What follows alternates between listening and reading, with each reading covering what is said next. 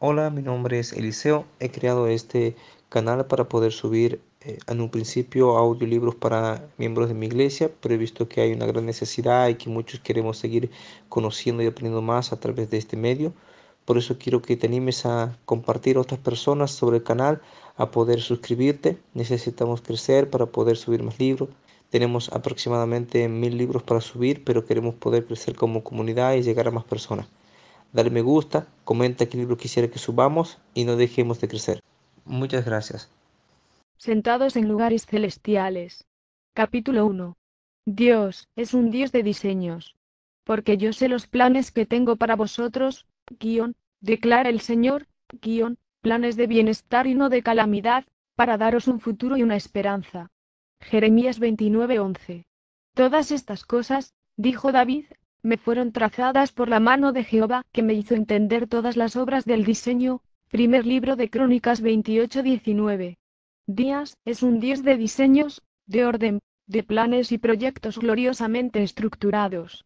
Todo lo que él hizo, funciona en una forma matemáticamente perfecta y extraordinaria. Cuando veo el universo simplemente me maravillo de la exactitud con que todo se desarrolla. Él está ciertamente en control de cada día, de cada noche, y conoce por nombre cada una de las estrellas. Todo el ecosistema de nuestro planeta está perfectamente cuidado y dirigido por Dios.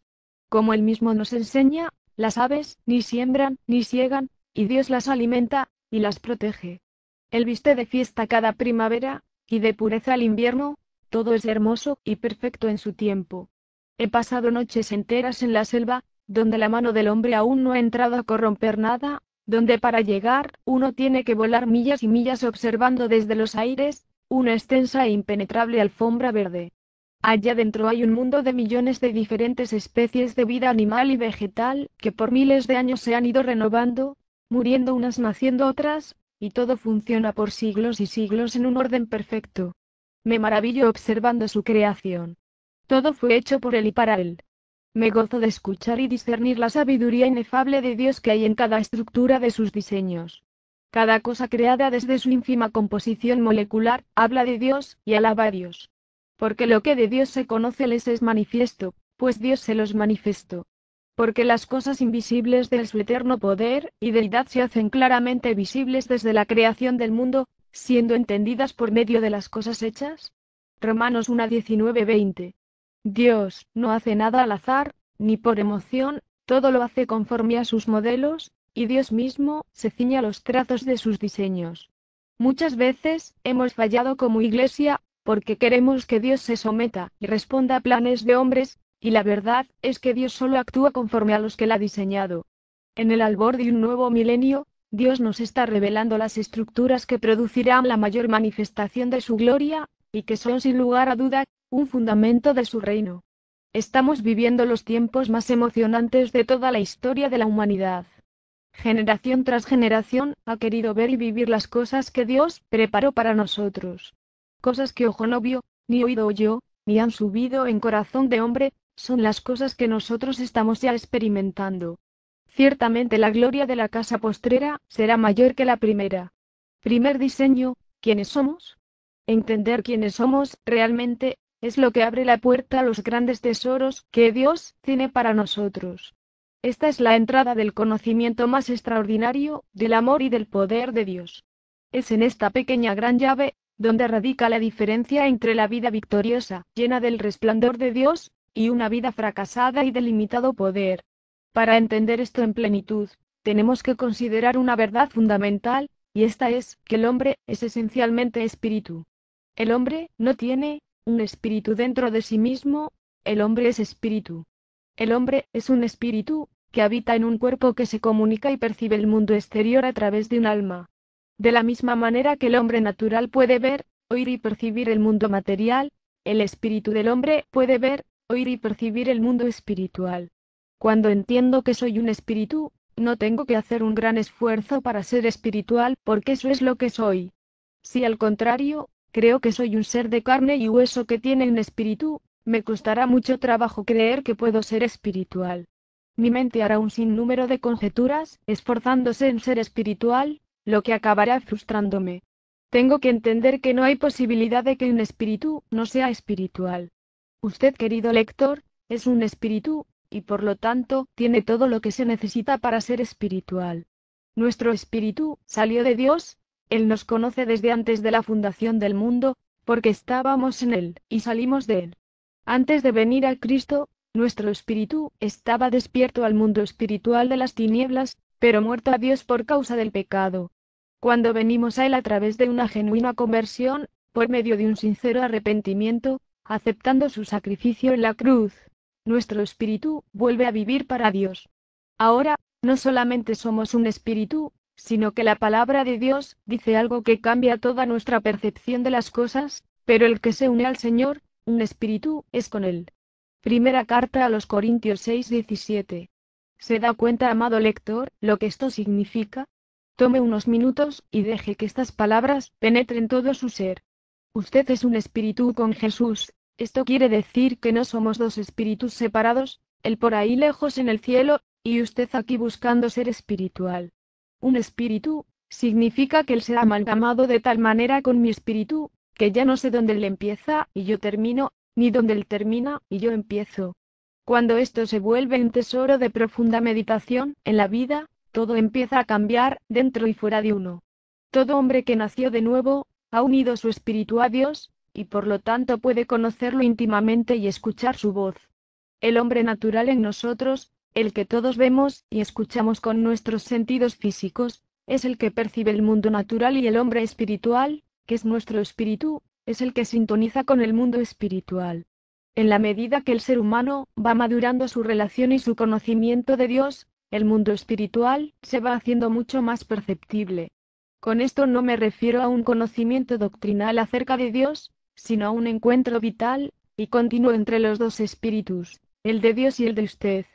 Podemos pasar horas leyendo la Biblia, memorizar cientos de versículos, cotejar y vincular pasajes de la Escritura hasta entender mucho de cómo Dios es. Y a pesar de todo ese esfuerzo, nos encontrarnos con que nunca hemos tenido una experiencia que nos haga conocerlo cara a cara. Eso nos dice que tenemos un oído espiritual tan débil que prácticamente no oímos la voz de Dios. La verdad es que necesitamos pasar tiempo con Dios en la quietud del espíritu.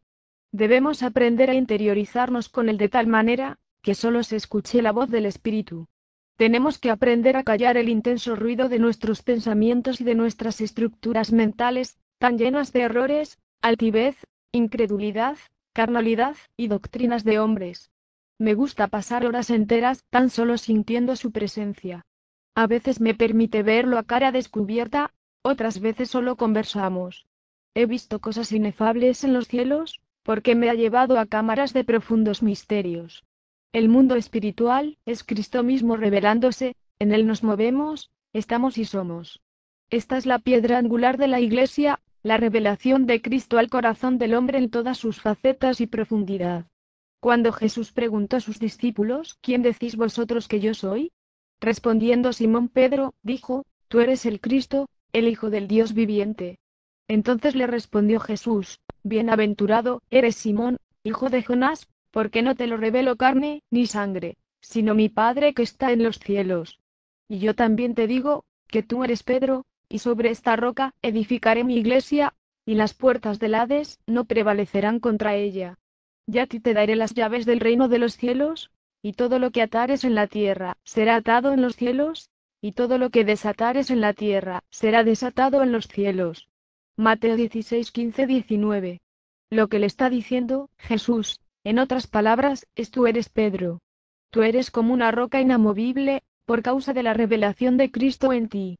Cristo revelado en ti, en toda la expresión de lo que les da la autoridad en los cielos y en la tierra para gobernar en el mundo espiritual, así como en el mundo natural. Y con la autoridad que proviene de esta revelación, el reino de las tinieblas no podrá prevalecer contra ti.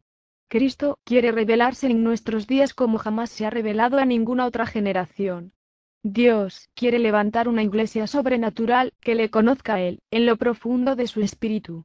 Un pueblo cuyo poder y autoridad sean el fruto de un conocimiento íntimo y revelado de Cristo en nosotros, que es la esperanza de gloria. Hay un manto profético de revelación que está cayendo sobre la iglesia. La llamada a ser la esposa del Cordero. Apocalipsis 19 dividido entre 1, o dice: el espíritu de profecía, es el testimonio de Jesucristo. Dios está trayendo un mover profético sin precedentes porque Él quiere revelar a Cristo en toda su plenitud, para que en esa revelación, los cielos y la tierra, operen en un solo ámbito unido por Cristo Jesús. Segundo diseño, la unión de los cielos y la tierra.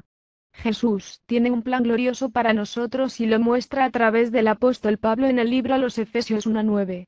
Dándonos a conocer el misterio de su voluntad, según su beneplácito, el cual se había propuesto en sí mismo, de reunir todas las cosas en Cristo, en barra dispensación, del cumplimiento de los tiempos, así las que están en los cielos, como las que están en la tierra. Esto significa, que Dios no solamente ha planeado revelar los diseños y estructuras de su reino celestial, sino que también venga sobre nosotros una precipitación del cielo sobre la tierra, tal y como fue en un principio en el jardín del Edén. La Biblia dice que hubo un Edén antes de la creación del hombre, cuando Luzbel aún moraba en los cielos. Tú eras el sello de la perfección, lleno de sabiduría, y acabado de hermosura. En Edén, en el huerto de Dios estuviste, de toda piedra preciosa, era tu vestidura. Ezequiel 28:12 y 13. Cuando Dios creó al hombre, lo puso en el huerto del Edén en la tierra, pero en aquel entonces nada separaba a Dios del hombre, y nada dividía tampoco los cielos y la tierra. Adán podía ver con sus ojos naturales sus vestiduras espirituales, y pasearse con Dios en el fresco de la tarde. Así será también el nivel de revelación que experimentará la Iglesia gloriosa de los últimos tiempos. El testimonio de Cristo, el espíritu de la profecía, es uno de los fundamentos más importantes para lo que Dios quiere hacer en nuestros días. Apocalipsis 19:10. El testimonio de Jesucristo es eterno, todo fue creado por Él y para Él. De lo invisible que es Él, salió toda la materia que constituyó el universo. Todo está sustentado por su diestra. La esencia profunda de lo profético es que Él se ha revelado, que la luz de su gloria abra los ojos de nuestro espíritu, y podamos experimentarlo, sentirlo y verlo, tal y como se manifiesta en los cielos. Dios está desplegando los cielos en una forma nueva y extraordinaria para todo aquel que quiera extenderse hacia un llamado más alto y más sublime. Para todo aquel que quiera dejar los viejos moldes de una iglesia tradicional y entrar a un nuevo mover de su espíritu. Este es el nacimiento de una reforma apostólica y profética, que llevará a la iglesia a su máximo poder, triunfo y conocimiento revelado de Dios. Una iglesia, que literalmente se sentará en los lugares celestiales con Cristo. No como una posición teológica, como lo hemos visto hasta ahora, en donde la gente proclama esta postura de poder, pero que la realidad ha sido una iglesia limitada en la manifestación de toda sobrenaturalidad de Dios. La reforma apostólica y profética es un cambio substancial que Dios está haciendo en su iglesia. Es la revelación de Cristo como profeta y como apóstol, que trae el cumplimiento de toda palabra que Él ha hablado y ha manifestado de los cielos sobre la tierra. Esta reforma es la fuerza de su gobierno glorioso sobre todo lo creado a través de su cuerpo, la Iglesia. En esta nueva reforma, Dios está escogiendo a los que gobernarán con Él ahora y para siempre, posicionándolos en una dimensión diferente de entendimiento espiritual y de comunión con Él. Muchos alrededor de la tierra están siendo arrebatados al tercer cielo en una experiencia en que Dios los está adiestrando en forma excepcional. En capítulos posteriores profundizaré en este punto. Dios está revelando el mundo espiritual de las tinieblas en una forma como jamás habíamos imaginado.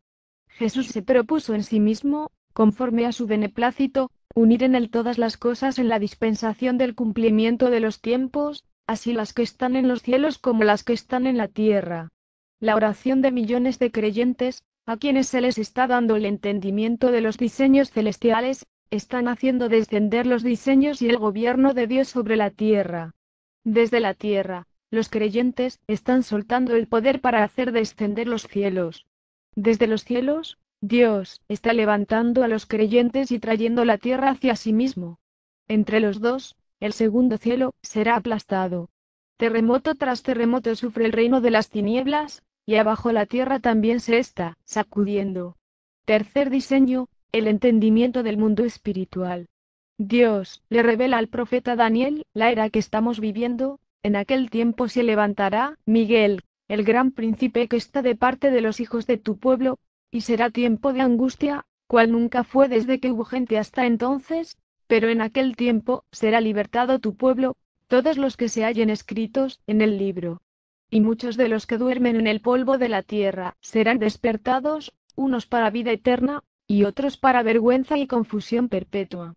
Los entendidos resplandecerán como el resplandor del firmamento, y los que enseñan la justicia a la multitud, como las estrellas a perpetua eternidad. Daniel 12. 1-3. Estos entendidos no se refieren a los que tienen el mensaje de salvación, sino a los que entienden los diseños, los tiempos y la obra que Dios está haciendo en nuestros días. Son gente que hace una diferencia en el reino de las tinieblas, puesto que resplandecen. Son hijos de Dios que entienden el gobierno espiritual, puesto que enseñan la justicia, que es, como veremos más adelante, uno de los cimientos de fundamento del trono y del reino de Dios. Miguel, jefe de los ejércitos de Dios, se ha levantado para pelear en los aires la batalla que desatará la mayor cosecha de todos los tiempos. Todos los que están escritos en el libro. Estos son los llamados a ser salvos, conforme a los diseños de Dios en sus vidas, pero aún no son lo que son, puesto que han de ser libertados.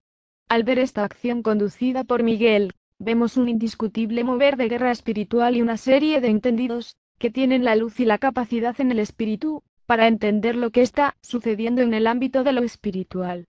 Lo que Dios nos lleva a entender, es que nos movemos simultáneamente en dos dimensiones vinculadas la una con la otra, el mundo natural y el mundo espiritual. De entre los dos, el que tiene más fuerza, por ser una realidad eterna, es el mundo espiritual. Es este mundo el que afecta, transforma, modifica, rige y estructura el mundo natural. Lo que sucede en el mundo espiritual determina la historia del mundo natural. Por tanto, si queremos cambiar el mundo que nos rodea, transformar nuestras comunidades, afectar el pensamiento y la idiosincrasia de una nación, es indispensable producir estos cambios primeramente en la dimensión espiritual. El mundo espiritual consta básica y esencialmente de dos reinos, el reino de la luz, el reino de las tinieblas. El reino de las tinieblas opera como un gobierno espiritual sobre casi toda la tierra.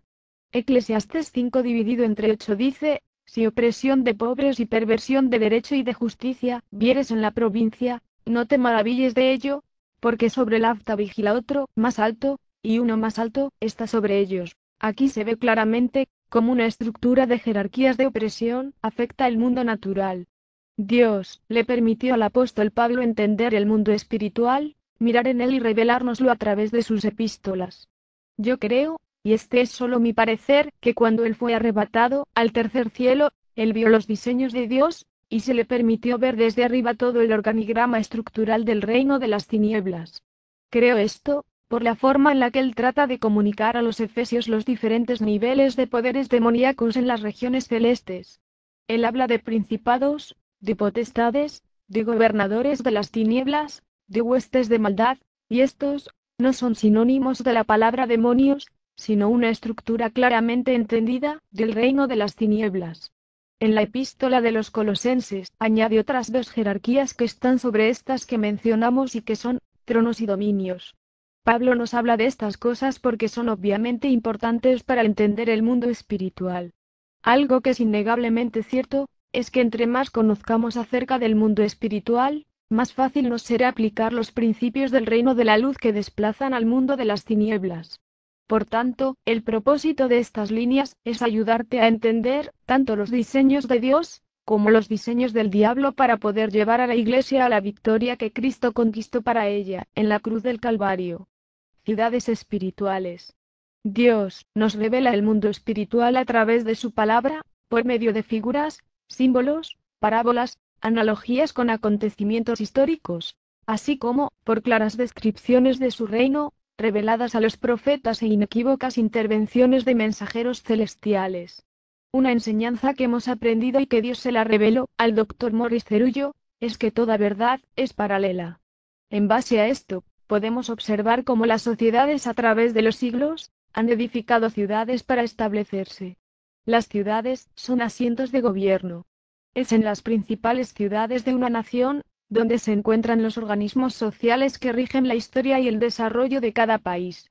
En las ciudades se establecen los principales templos religiosos, así como también las instituciones financieras que sostienen a la población.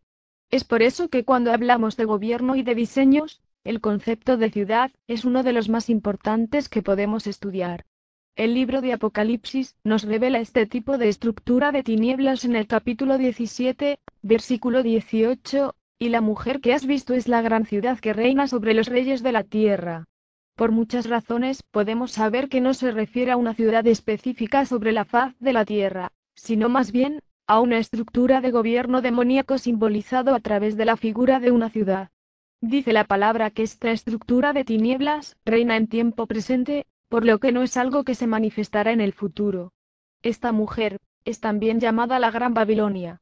Sabemos que los principios babilónicos de confusión, como su nombre lo indica, Babel, confusión, operan en todas las naciones, a través de las falsas religiones, sincretismos filosóficos o dictaduras que alejan al hombre de Dios.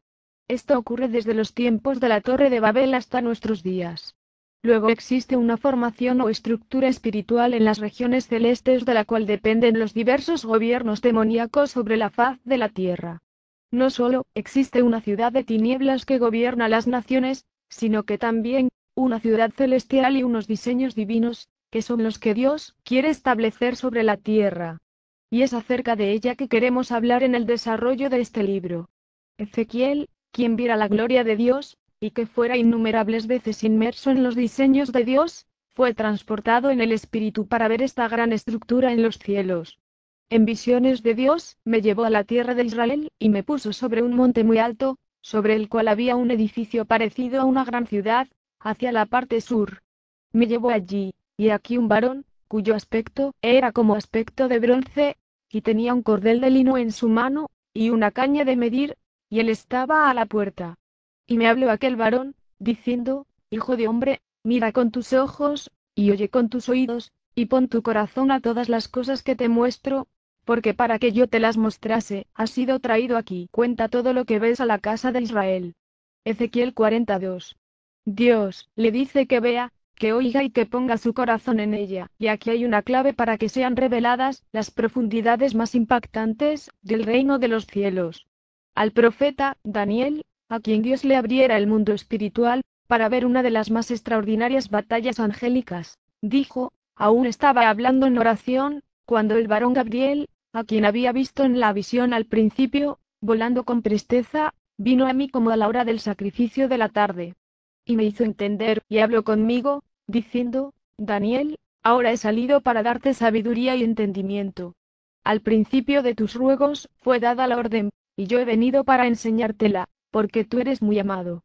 Entiende, pues, la orden, y entiende la visión. Daniel 9:21-23. El gran mover profético que Dios soltó sobre Daniel para la liberación de Israel, fue desatado sobre un hombre que añoraba entender los diseños que traían de vuelta a Dios, y que sacarían del cautiverio a su pueblo. Oró, rogó, confesó el pecado de su pueblo. No cesó hasta que sacudió literalmente las estructuras del gobierno en el segundo cielo. La oración activa a Gabriel, y le fue dado el entendimiento para movilizar los cielos. Le puedo decir, amado lector, sin temor a equivocarme, que ese mismo Gabriel está siendo movilizado por Dios para traer la revelación y el entendimiento para establecer conforme a los diseños de Dios, la gran ciudad celestial y el gobierno de Dios sobre la tierra. Dios está enviando a su ejército de ángeles sobre todas las naciones para que junto con la Iglesia, lleven a cabo sus planes. ¿No son todos espíritus ministradores, enviados para servicio a favor de los que serán herederos de la salvación? Hebreos 1:14.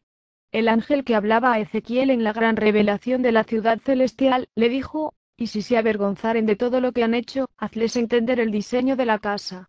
Ezequiel 43:11. Un glorioso mover de oración, de clamor y una sincera sed de buscar a Dios se han desatado sobre todo el mundo.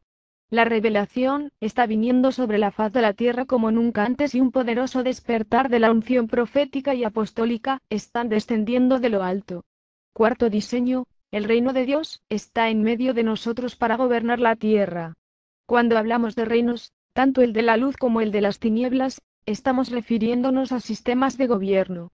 Un reino existe con el propósito de regir a través de una estructura de poder, de pensamiento, de comportamiento, de leyes, de economía, etc., y somete bajo su régimen a todos sus súbditos. En la tierra cada gobierno está reconocido por los habitantes de los respectivos países, y los pueblos se someten cada uno a sus reyes o presidentes. El reino de los cielos está por manifestarse en una forma sorprendente. El diseño de Dios es gobernar y Jesús está escogiendo a aquellos que gobernarán con Él en este tiempo y para siempre. La misión de los diversos ministerios de Cristo Jesús es establecer el reino de Dios sobre la faz del planeta, y para que esto suceda, necesitamos entender cómo funciona el reino. La gran lucha es cómo desarraigar el gobierno del diablo y establecer el gobierno de Dios. Es por tanto una guerra, no entre seres aislados luchando cada uno por su pedacito de tierra, como si fuéramos nómadas del desierto, sino una fiera batalla en el mundo espiritual, que desalojará un gobierno para establecer otro. Hasta ahora nos hemos conformado como personas individuales en que algunos de los principios del reino de Dios se establezcan en nuestras propias vidas, y en algunos de los miembros de nuestras comunidades. Sin embargo, la voluntad de Dios para nuestros tiempos va mucho más allá. El corazón de Dios quiere gobernar sobre naciones enteras, y sobre todo el mundo. Dios no está conforme con un pequeño remanente de gente aparentemente fiel, que en el fondo están peleados y criticándose los unos a los otros. Dios quiere reinar sobre cada nación. Su diseño final es que los cielos y la tierra sean uno solo en Cristo Jesús. Él es Rey en los cielos, y quiere ser efectiva y verídicamente Rey sobre la tierra a través de su pueblo.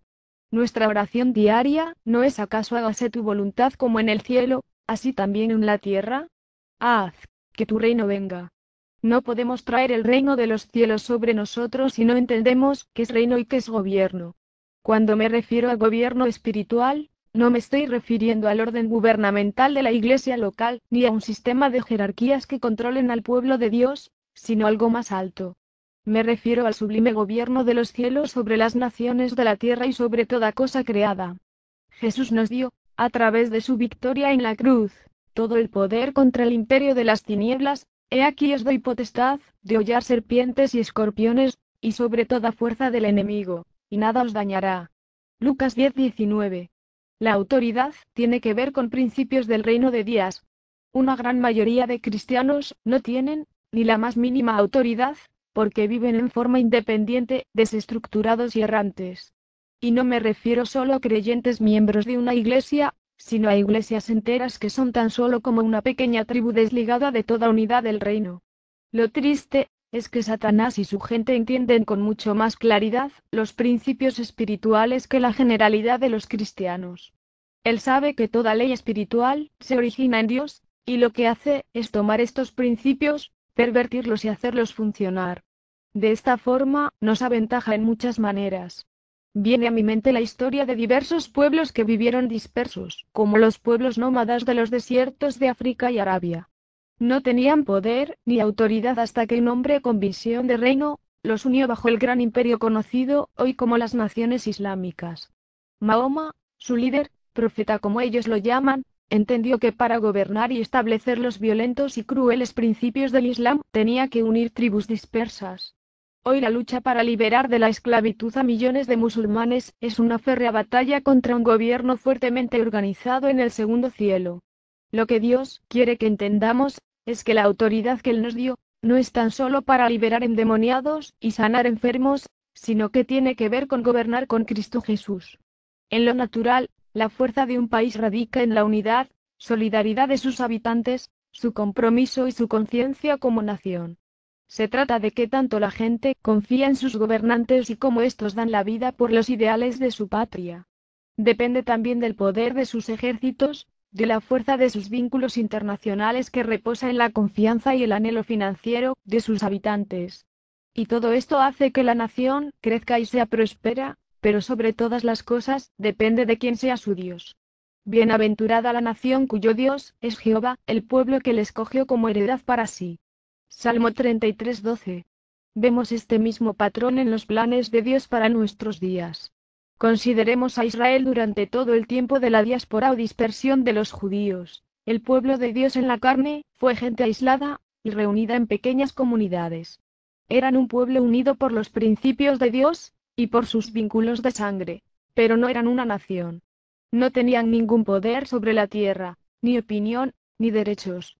un pueblo sin gobierno que a cualquiera que quiso perseguirlos, matarlos, humillarlos y robarlos, lo hizo.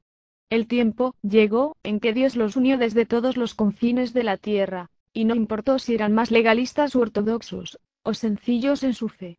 Olvidados, extraños y advenedizos entre las naciones, Dios los empezó a visitar. Sus corazones empezaron a dirigirse hacia una sola dirección, ser una nación establecida, reconocida por el mundo, y habitando la tierra que Dios una vez les entregó. Una unción de unidad, de fe y de gobierno cayó sobre millones de judíos, y en 1948 se firmaba el decreto: Israel era ya una nación, los diseños de Dios se cumplieron en la tierra. Lo mismo está sucediendo en la Iglesia de Jesucristo, la Israel espiritual. El diseño de Dios no es un montón de pequeñas iglesias o denominaciones aisladas y dispersas en medio de naciones que son gobernadas por principios diabólicos, que al igual que a Israel humillan, persiguen y matan. El diseño de Dios es una nación espiritual que gobierne sobre todos los reinos de la tierra. Mas vosotros sois linaje escogido, real sacerdocio, nación santa, pueblo adquirido por Dios. Primera carta de Pedro 2:9, y también dice de esta gran nación, simbolizada por el monte de Sión: acontecerá en lo postrero de los tiempos, que será confirmado el monte de la casa de Jehová como cabeza de los montes, y será exaltado sobre los collados, y correrán a él todas las naciones. Isaías 2:2. Los montes son símbolo de gobierno, de reinos establecidos y puestos en alto para regir todo lo que está por debajo de ellos. Por la fe Abraham, siendo llamado, obedeció para salir al lugar que había de recibir como herencia, y salió sin saber a dónde iba. Por la fe, habitó como extranjero en la tierra prometida como en tierra ajena, morando en tiendas con Isaac y Jacob, coherederos de la misma promesa, porque esperaba la ciudad que tiene fundamentos, cuyo arquitecto y constructor es Dios. Hebreos 11:9. Dios quiere que dejemos de ser el pueblo abatido y sojuzgado por los faraones de nuestros días, y seamos la ciudad llena del poder de Dios que entra a poseer la tierra. La nación, a la que el diablo y todos nuestros enemigos temen, porque se ve el resplandor de la gloria de Jehová de los ejércitos sobre ella. Levántate, resplandece, porque ha venido tu luz, y la gloria de Jehová ha nacido sobre ti. Porque aquí que tinieblas cubrirán la tierra, y oscuridad las naciones, mas sobre ti amanecerá Jehová y sobre ti será vista su gloria. Y andarán las naciones a tu luz, y los reyes al resplandor de tu nacimiento. Isaías 61. La gloria será visible y la iglesia, la nación de Dios, gobernará sobre todos los reinos de la tierra. Desde que vine a los pies de Jesucristo, he sabido que es la iglesia de nuestro Señor la que tiene el poder sobre cualquier forma de mal, y contra cualquier organización de las tinieblas. Me he enfrentado, a través del ministerio de guerra, con varios de los poderes del diablo, quizás los más fuertes sobre la tierra. En varias ocasiones, Dios me ha permitido enfrentar cara a cara a Satanás. He visto innumerables victorias sobre el imperio del mal en casi todas sus formas, no solo en mi ministerio, sino en otros poderosos ministerios de guerra y liberación en la tierra. Por tanto, sé de viva experiencia que no hay poder más grande en el universo que el de Jesucristo y el que lo otorga a sus siervos. Sin embargo, aunque Dios está en control sobre toda la tierra, y nada sucede sin su voluntad, vemos que los principios de Dios no son la entidad gobernante sobre las naciones. Como dice el libro de Hebreos 2:8. Todo lo sujetaste bajo sus pies.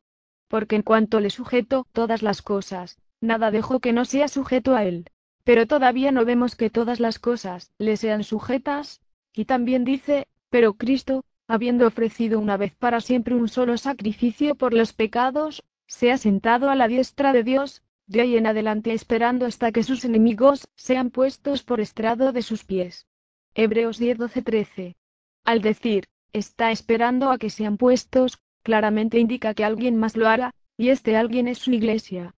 Volviendo a lo que palpita en mis venas, y es que la autoridad de Jesús está por encima de toda otra autoridad, me sucedió algo que cambió toda mi perspectiva de ver las cosas. Dios empezó a develar dentro de mí una visión que me sacudía de horror. Veía la fuerza aplastante del imperio de las tinieblas, cuyos ejércitos estaban organizados, sus generales coordinados, y sus frentes de apoyo perfectamente distribuidos sobre la tierra. Todos peleaban por una misma causa. Sus principados y gobernadores estaban conjuntados y perfectamente estructurados para llevar a cabo los planes de Satanás, en las más altas esferas políticas, económicas y religiosas sobre la faz del planeta. Tenía colocados a impresionantes jerarcas de las tinieblas bajo la forma de sociedades secretas. No solo gobernaba en los ámbitos visibles de los gobiernos terrenales, sino que protegía sus diabólicos planes, a través de poderes subterráneos, que eran indetectables en la superficie, y por tanto casi indestructibles. Tenía redes de nutrición y abastecimiento que lo fortalecían desde todas partes del mundo. Millones de demonios salían por todo el mundo, incitando a la gente a pecar y a derramar sangre. Esto hacía que los muros de sus fortalezas se hicieran más robustos e infranqueables. Tenía bajo su control las riquezas de los poderosos de la tierra. Viernes a sus ejércitos obedecer a una cuando eran enviados a destruir iglesias, y a acabar con los ministros de Dios. Los más atacados eran los que estaban solos. Los vi entrando a iglesias y prácticamente no había oposición cuando eran enviados espíritus de soberbia, de autosuficiencia, de chisme y de división, de sexo, codicia y poder. Viernes a la iglesia como pequeñas lucecitas dispersas en las naciones, queriendo luchar contra un gobierno organizado y terriblemente macabro. Mientras mi corazón se compungía con la visión, Dios confortaba mi alma, y me decía, no desmaye tu corazón ante la visión, porque el tiempo ha llegado en que yo me manifestaré para gobernar la tierra. Los cielos y la tierra son uno en mí.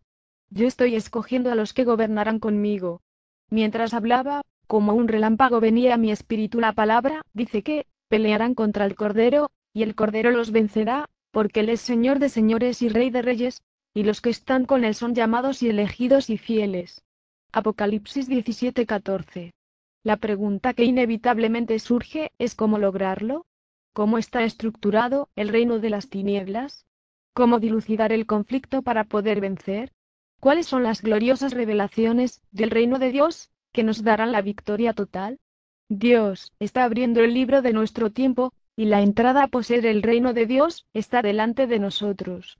El propósito de estas páginas es dar a conocer la revelación que Dios me dio de las cosas que están por suceder, para que gobierne sobre la tierra a través de su iglesia. Si desea escuchar el libro completo en lista de reproducción del canal encontrará todos los capítulos del libro. Si desea descargar el libro en formato PDF en la descripción encontrará un link para descargarlo. Si te gustó este libro suscríbete al canal y recibe noticias de los libros que subimos. Dale me gusta, ayuda muchísimo y no cuesta nada.